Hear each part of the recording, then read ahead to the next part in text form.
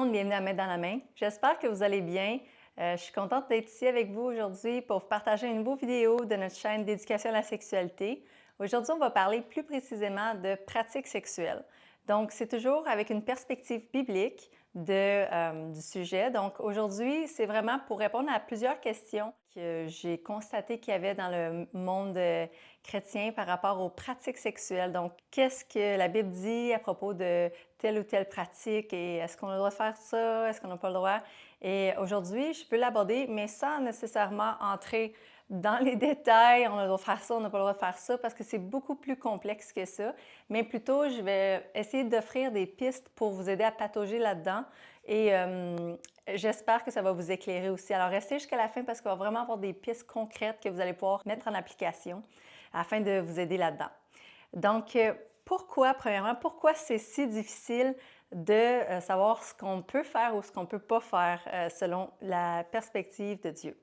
Et j'aimerais commencer par dire que la Bible, premièrement, c'est pas un manuel d'instruction pour la sexualité, mais plutôt un livre qui vise à présenter le salut pour l'humanité, le plan de Dieu pour l'humanité. Donc, c'est normal que ça rentre pas en détail sur la sexualité, mais on voit quand même que ça en parle un peu tout de même. Donc, alors ça serait le premier point. Le deuxième point, c'est que quand la Bible en parle, elle va souvent utiliser des termes alternatifs pour en parler, qui vont être compris par ceux qui étaient à cette époque-là, ou dans ce contexte-là, cette culture-là, mais qui des fois, pour nous, dans le monde occidental, par exemple, on va pas les comprendre. Je donne l'exemple d'Abraham dans Genèse 24, au verset 3 à 9. Il demande à son serviteur de prêter serment en mettant sa main sous sa cuisse. Et là, nous, on va lire ça en pensant qu'il mettait vraiment sa main sous sa cuisse. Mais en fait, ce que ça voulait dire, c'est qu'il mettait sa main sous ses testicules. Et donc, le mot cuisse servait à dire testicule. Et la raison est simple, c'est que les testicules, c'était vraiment la représentation de la progéniture, de l'héritage, de tout ce qu'il y avait de plus précieux là, pour l'homme, là. Donc, c'était un serment qui était d'une très grande importance et c'était vraiment en mettant les mains sous les testicules. Et même, on peut voir que la racine de testimony en anglais provient justement en partie du mot testicule. Donc, c'est super intéressant. Et il y a d'autres passages aussi dans la Bible, dans Nombre, entre autres, où on parle, même quand on parle des organes génitaux féminins, on va utiliser le terme cuisse pour les désigner. Alors, c'est pour ça que parfois, pour nous, autour de nous, les gens ne vont pas capter nécessairement quand la Bible parle de sexualité. C'est la même chose quand on est dans les Cantiques des Cantiques, où c'est très imagé, c'est très poétique. Parfois, ça en parle et on ne peut pas le capter à cause qu'on n'est pas dans ce contexte-là et tout ça. Une autre raison pour laquelle c'est si difficile de savoir qu'est-ce qui est acceptable ou pas acceptable selon la perspective biblique, c'est que on a une grande lunette culturelle. Donc, je dirais que souvent, malheureusement, notre lunette culturelle est quasiment plus forte que notre lunette biblique. Et ça, on le voit entre autres, par exemple, quand on va parler à un frère ou une sœur qui est d'une culture différente de la nôtre. Souvent, on va avoir des désaccords assez grands sur certaines pratiques, alors qu'avec quelqu'un de notre propre pays, notre propre nation, on peut être en accord même s'ils sont chrétiens ou pas. Donc, ça démontre comment l'influence culturelle est vraiment forte sur notre perspective de qu'est-ce qui est acceptable ou non comme pratique sexuelle. Et aussi, il y a toute la perspective, la différence individuelle. Donc, chacun d'entre nous, peu importe si on est dans le même pays, même quartier même, on a eu une éducation sexuelle qui est unique à notre foyer, à notre famille et qui est aussi teinte de notre parcours. Donc, est-ce qu'on a eu des abus sexuels? Est-ce qu'on a eu plusieurs partenaires? Et comment ça a influencé notre perspective, notre interprétation de ce qui est un péché ou non au niveau de la sexualité? Donc, je vais donner l'exemple plus concret du sexe oral, par exemple. Donc, je sais que dans certaines cultures, par exemple en Afrique, certaines églises vont dire que cette pratique est abominable, c'est vraiment démoniaque, parce qu'autour d'eux, il y a des gens qui pratiquent le sexe oral pour adorer des faux dieux, pour adorer des démons. Et donc, pour eux, ça va être c'est à proscrire, c'est vraiment une pratique qui vont vraiment, ils vont dire que c'est démoniaque. Alors que pour des gens qui n'ont pas ce background, cet arrière-plan culturel-là, comme en Occident, les Occidentaux, par exemple, eux vont plutôt, ils peuvent par contre percevoir cette pratique-là comme étant le résultat d'une société hyper sexualisée où la pornographie teinte beaucoup les pratiques sexuelles. Donc, mais on voit que les deux, c'est teinté de la culture aussi, mais différemment. Mais il y a vraiment, il y a certaines cultures dans lesquelles c'est plus acceptable que d'autres. Donc, il faut se rendre compte que la lunette culturelle est très forte. De même, la lunette individuelle, donc par exemple, s'il y a une sœur, par exemple une femme qui a vécu des abus sexuels dans le passé, elle était dans le cadre d'une ancienne relation où son conjoint abusait et utilisait le sexe oral et le forçait sur la personne, l'imposait, dans laquelle la pratique était vraiment désagréable et destructive même pour la personne. Alors c'est sûr que cette personne-là, quand elle vient à Christ, cette pratique-là n'est pas acceptable. C'est un péché selon Dieu parce qu'elle l'a vécu elle-même comme un péché. C'était péché dans la circonstance qu'elle l'a vécu. Alors que tu vas prendre une autre sœur, par exemple, qui n'a pas vécu ça du tout, qui a au contraire vécu seulement cette pratique dans le cadre de son mariage avec un mari bienveillant, dans lequel ils ont eu vraiment du plaisir et que ça a été juste enrichissant et que tout le monde a eu du plaisir et que ça a été vraiment bienveillant, elle ne va jamais nécessairement penser que c'est péché. Donc, c'est vraiment important de comprendre aussi que les différences individuelles, notre parcours va influencer la façon dont on va voir quelque chose, une pratique comme péché ou non. Un début de la sexualité, il faut se rappeler, c'est de s'unir, de se connaître. Et donc, et ça, c'est biblique. Et donc, quand on arrive dans l'intimité sexuelle avec notre partenaire, il faut toujours aller dans cette perspective-là. Et là, alors, tout ce qu'on va faire, on veut que ça vienne contribuer à ce qu'on soit de plus en plus unis, qu'on se connaisse de mieux en mieux. Et donc, c'est dans ce sens-là que mes conseils sont donnés. Je veux quand même rappeler que les conseils que je donne, c'est vraiment pour soi-même.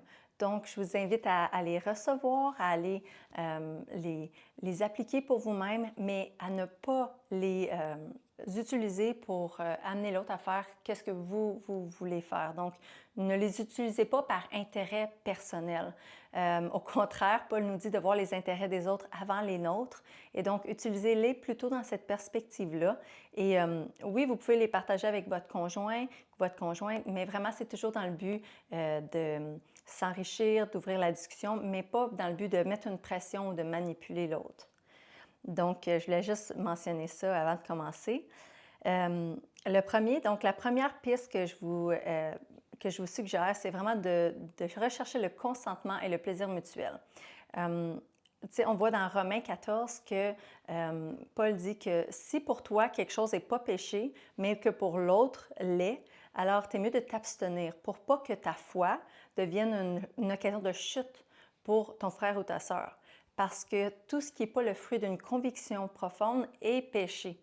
Alors, c'est un peu la même chose ici que je suggère d'appliquer dans le mariage, dans le cadre de votre intimité sexuelle. C'est si un des deux partenaires n'est pas à l'aise ou croit que ça, c'est peut-être péché devant le Seigneur, que vous non, par exemple, bien, on est mieux d'attendre que tout le monde soit à l'aise avant de pratiquer cette pratique sexuelle-là.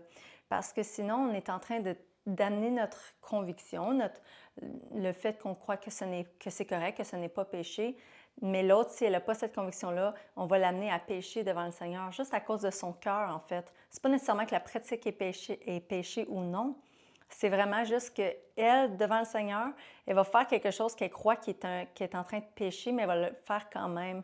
Alors, vous voyez où est-ce que ça peut l'amener vraiment dans cet état de culpabilité et je crois que ça vient faire l'effet inverse de ce qu'on veut pour la sexualité. On veut que ça nous amène à s'unir. C'est un acte qui est bienveillant, qui est fait pour nous amener à nous faire du bien, à nous unir davantage et à se connaître. Donc, dans cette perspective-là, je suggère toujours d'aller avec là où c'est je vais dire, un safe ground, une zone sécuritaire où tout le monde est à l'aise. Et vous pouvez en discuter, puis vraiment approfondir dans la parole, scruter les Écritures pour voir qu'est-ce que ça en dit et attendre que tout le monde soit à l'aise avant de passer à l'action.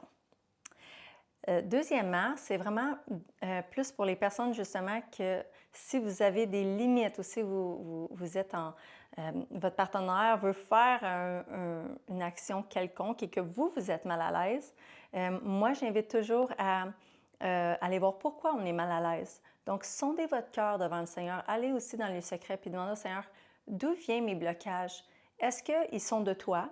Est-ce que c'est parce que c'est pas biblique? Est-ce que c'est parce que c'est dû à des barrières, des abus que j'ai vécus dans le passé? Est-ce que c'est un enseignement que j'ai reçu qui est culturel, qui n'a rien à voir avec ta parole? Alors, allez vraiment chercher la source de ça parce que on ne veut pas avoir des barrières inutiles à notre intimité. Si notre partenaire aimerait qu'on ait un type de rapport sexuel ensemble, que la Bible ne dit pas que c'est mauvais, bien, alors ça peut être bon pour vous si les deux vous éprouvez du plaisir puis que tout le monde est d'accord. Donc, c'est important d'essayer de voir est-ce que mes limites sont bonnes et pourquoi je les ai et de cheminer avec le Seigneur par rapport à ça. C'est un processus, donc il n'y a pas une pression, une culpabilité à y avoir, mais juste un parcours dans lequel on veut être capable de se remettre en question. Et si ça peut ne même pas être un péché devant Dieu, mais que nous, on n'est juste pas à l'aise, on n'aime pas ça, bien c'est correct aussi et c'est tout, tu sais. Je pense qu'il faut être vraiment dans un commun accord et faire attention les uns aux autres. Mais c'est bien d'aller voir parce qu'on veut vraiment être dans une perspective où comme je vais l'apporter dans le troisième, j'embarque dans mon troisième conseil, là. Le troisième conseil, c'est de s'abandonner l'un à l'autre. Donc, dans 1 Corinthiens 7, verset 3-5, Paul dit que le mari accorde à sa femme ce qu'il lui doit et que la femme agisse de même envers son mari. Car le corps de la femme ne lui appartient plus, il est à son mari. De même, le corps du mari ne lui appartient plus, il est à sa femme. Ne vous refusez donc pas l'un à l'autre. Et j'aime beaucoup ce verset. Je sais qu'il a été utilisé dans le passé pour faire beaucoup de tort. Donc, des gens l'ont pris pour leur propre intérêt, justement, pour faire à l'autre des choses que l'autre ne voulait pas. Mais ici, moi, je vois plutôt comme, je veux le prendre à sens inverse. Je veux le prendre de façon à ce qu'on peut prendre ce verset-là pour faire du bien à l'autre. Donc, c'est vraiment, je trouve que c'est vraiment dans la perspective où quand Paul dit de voir les intérêts des autres avant les siens. Et on est vraiment dans cette perspective-là où on veut donner à l'autre et on sait que si les deux sont dans cette perspective-là, alors c'est le summum. Tout le monde va être extrêmement épanoui parce que chacun va prendre soin l'un de l'autre, chacun va chercher à prendre soin, satisfaire les besoins de l'autre. Et là, on est vraiment dans une relation qui est vraiment idéale. Et donc, mais tout ça, j'apporte mon quatrième conseil, c'est de le faire par amour. Donc, ici, je mets l'accent là-dessus. Puis si vous n'avez pas vu ma vidéo sur l'engagement, je vous encourage à aller la voir maintenant. C'est important parce que on veut tout faire ça, on veut s'abandonner comme ça par amour pour l'autre, pas par devoir ou par sentiment de culpabilité. Donc, on ne le fait pas pour pas se sentir coupable devant Dieu ou devant l'autre. On ne le fait pas parce qu'on sinon on va se sentir mal de ne pas le faire. On ne le fait pas parce qu'on... Ouais, je pense vraiment qu'il faut être dans cette perspective de j'aime l'autre et je veux l'aimer mieux. Je veux lui faire plaisir.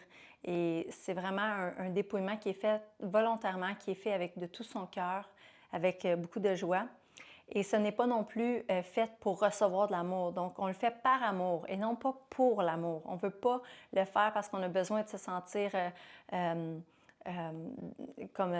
approuvé de l'autre. On veut plaire à l'autre, on a besoin de se sentir aimé. C'est pas dans ce sens-là non plus qu'on le fait, mais c'est vraiment plus pour aimer l'autre. Et ça donne des bons fruits dans ce temps-là.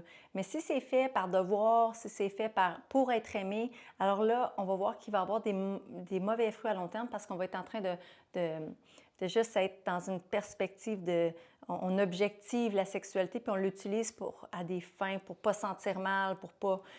Alors moi, c'est pour ça que je le déconseille. Je vous encourage vraiment à le faire par amour puis chercher le cœur de Dieu, à être dans cette perspective-là. Donc, j'espère que ça a pu vous éclairer un peu. Je vous encourage, si c'est des choses qui sont venues vous travailler, si vous sentez, moi, Maryse, dans mon couple, on est toujours dans des chicanes par rapport à ça. Je souhaite que cette vidéo puisse vous avoir donné des pistes, vous avoir encouragé.